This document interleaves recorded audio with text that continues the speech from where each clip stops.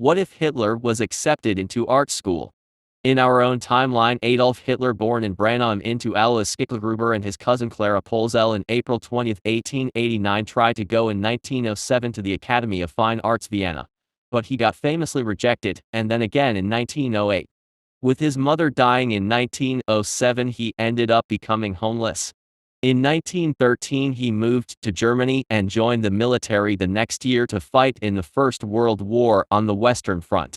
After the war, he joined the far-right German Workers' Party, which he renamed to the National Socialist German Workers' Party, or NSDAP. In 1932, thanks to the Great Depression, the NSDAP would become the biggest party in the Weimar Republic, and in January 30, 1933, Hitler would become chancellor, after which he would form a fascist one-party totalitarian dictatorship that lasted until 1945. In 1939, he would start World War II by invading Poland, which would also last until 1945, and would see the death of 55 million people, making it the bloodiest war in human history. But what if that didn't happen? What if Hitler was accepted into art school? In this timeline, Adolf Hitler got accepted into art school, and with him not having to live on the streets, it may be possible that he doesn't get in contact with far-right newspapers, which were the root for his racist views, and thus it is possible that he doesn't develop anti-Semitic views. The First World War would break out no matter whether he gets accepted into art school or not, but the difference here is that he is in the Austro-Hungarian Empire, and thus joins the Austro-Hungarian Army, most likely the Imperial Royal Army, or Kaiserliche Königliche Army in German. He would either be sent to Galicia and Lodomeria to fight the Russians, or Bosnia and Banat to fight the Serbians and Montenegrins, and it equally possible that he dies in war, or survives like in our own timeline. In case he survives, he would still met with the defeat of the Central Powers, as this minor event wouldn't change World War I. The harsh terms of the Treaty of Saint-Germain-en-Laye would infuriate him, and he may join a far-right party like the Christian Social Party, which would later join the Fatherland Front, which ruled the federal state of Austria from 1934 after the Austrian Civil War to 1938, with the Anschluss of Austria by Germany in our own timeline. It is also possible for him to end up taking charge of the party and lead Austria. But unlike Germany, Austria is just a lot smaller and weaker, and would be unable to reclaim its lost lands. At most, they could negotiate the southern Sudetenland with the Allies, but even that seems unlikely. Austria may end up as an Italian protectorate. But of course, the biggest change is in Germany. Without Adolf Hitler, the German Workers' Party wouldn't be as big as in our own timeline, and the Social Democratic Party of Germany of SPD wins in 1932, and in 1933 it is Otto Wels who becomes chancellor and form a black-red-gold coalition with the Conservative Center Party, or ZP, and Liberal German State Party, or DSDP. In 1933, the Great Depression starts to fade away, causing the German Workers' Party to fall back to irrelevance and German democracy to endure. In 1934, Paul von Hindenburg still dies, and a new president would have to be elected, which could be anyone. For the sake of it, I pick Wilhelm Marx from the Center Party, who run against Paul von Hindenburg in 1925. In 1935, the territory of the Saar Basin would still vote to join Germany, maybe even with a bigger landslide than the 90% in our own timeline. In 1935, Italy still invades Ethiopia and then invades Albania. They could still invade Greece, but this ends in disaster as they got kicked out of Albania. They signed the Treaty of Tirana, in which Greece annexed northern Epirus and Albania regains its independence. This causes a civil war in Italy in which liberals overthrow Mussolini. In this chaos, Austria annexes South Tyrol but becomes internationally isolated. The civil war would also lead to Italy losing its overseas territories. The United Kingdom took Somaliland. Ethiopia and Libya declare independence, with Ethiopia also taking Eritrea. It is also possible for Yugoslavia to annex Istria, as it was and is mostly inhabited by Slovenes and Croats. Meanwhile, in East Asia, Japan never invades French Indochina, as Germany never invades France, and so the United States don't embargo Japan, and they are free in fighting China, though with the West sending supplies to China. But by 1945, the Republic of China collapses, with warlords starting to collaborate with Japan, the United Front ending, and Japan cutting of their supply lines from Burma, and China would have to surrender after the capture of Chiang Kai-shek. China would be led by Chen Gongbo. Xinjiang formally become its own nation under Chiang Kai but just as a satellite state of the Soviet Union. In 1953 Stalin would still die, and this still causes disarray in the Soviet Union, and Japan would launch a full-scale invasion, and manages to negotiate a peace deal after just a few months. Mengjing annexes Mongolia and Tanatuva, and Xinjiang becomes a Japanese puppet, as the Ottoman Sultanate under Abdülmecid II. Manchukuo extends its border to outer Manchuria. The Soviet Union probably doesn't get ruled by Khrushchev, as without their contribution in the Second World War Khrushchev and Zhukov aren't as influential, and Georgy Malenkov would be the one to succeed Joseph Stalin. Unlike Khrushchev, he doesn't implement reforms, and the Soviet Union remains Stalinist.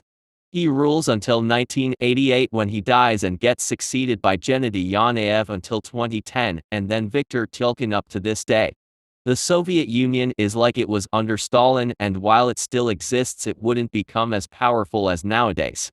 A potential Cold War, if you could even call that, would be the democratic West led by UK, France and Germany, communist Eurasia consisting of the Soviet Union and the Pan-Asian Far East under Japan, with all of these sides, starting with Germany developing nukes. The United States would still be isolationist like in our own timeline, and wouldn't rise to be the global superpower. Without being a general in World War II, Dwight D. Eisenhower wouldn't become the Republican candidate of 1952, but instead Robert A. Taft and Adlai Stevenson II wins in 1952 and then again in 1956 against John W. Bricker. In 1960, Richard Nixon becomes the first Republican president after Herbert Hoover, and then wins again in 1964. In 1968, Herbert Humphrey becomes president, and then again in 1972. In 1976, Ronald Reagan becomes president, and in 1980 and 1984, Ted Kennedy, followed by Bob Dole in 1988 and 1992, Lyndon LaRouche in 1996 and 2000, Donald Trump in 2004, Barack Obama in 2008 and 2012, and Bernie Sanders in 2016 and 2020. Decolonization would still strike, but slower, with Europe not being weakened in World War II and still fighting on. Africa and Asia would still see conflicts between the great powers, for example by the Soviet Union supporting socialist and Japan nationalist independence movements. The Vietnam War would be between a pro-French South under Ngo Dinh Diem and a pro-Japanese North under Bao Dai, with the North winning, and later Cambodia and Laos also falling, and Thailand joining the Greater East Asian Co-Prosperity Sphere voluntary. The collapse of Yugoslavia still happens, as the Kingdom of Yugoslavia was plagued with the same problems as post-Tito Yugoslavia, namely Serbia. However, given that the post-war borders were based on administrative divisions, the same may still happen, which means Serbia still owns Macedonia, but loses Banat. Banat, like Macedonia nowadays, would be in danger from all sides, as Hungary and Serbia want Banat back, and Croatia and Romania want to take one side of the PISA. NATO wouldn't exist, but an alternative European alliance to combat the Soviets may still form, however, without the US. The European Union, however, probably won't exist in this timeline, and thus most of Europe wouldn't unite under one banner and currency. It may be possible that conflicts may still happen in Europe. Besides the Yugoslav wars, a Serbian-Bulgarian war over Macedonia, Greco-Bulgarian war over Thrace, Greco-Turkish war over Cyprus, Hungarian-Czechoslovak war over Slovakia, or Polish-Lithuanian war over Vilnius could all happen. In Spain, with Franco not getting German support, he may lose the civil war and the Republicans remain in power, meaning that Adolf Hitler and Antonio de Oliveira Salazar are the only European fascist leaders after the deposition of Mussolini. After Hitler's death in 1955 and a Portuguese coup in 1970, both would become democracies, and it is possible for the former to join Germany. In 1995, Japan would start to decline, and in the 2000s the people of China revolt against their Japanese overlord and successfully gain independence. Japanese rule over the rest of the Greater East Asian Co-Prosperity Sphere would fall, and the Soviets start the Second Soviet-Japanese War, in which they regain all lands lost in the First Soviet-Japanese War and puppet Manchukuo. Vietnam, Laos, Cambodia and Thailand would also leave the pact, and Japan enters a period of isolation and decline. China, meanwhile, would have to rebuild itself after being devastated by Japan, and would be nowadays much poorer than in our own timeline. India, meanwhile, could end up as a balkanized mess, as its independence would be messy and bloody. Instead of having a Hindu and a Muslim state, many different groups would form their own states, and Afghanistan could also take Pashtunistan. The great powers and even regional ones like Iran could influence Indian states and extend their sphere of control. With World War II not happening, Israel may never happen, as Jews would just make up 15% of British Palestine, with 85% being Arabs. Nowadays, Germany would be the second or third biggest economy, only behind the United States and maybe Japan. While the United States doesn't intervene in the Middle East, that void can be filled by the UK and France, and 9/11, or I suppose 11 May 9th, happen in London or Paris. In this timeline, the world is greatly changed, and with a lack of both the US and China, but instead still dominated by Europe. If you liked the episode, leave a like, and don't forget to subscribe. Goodbye.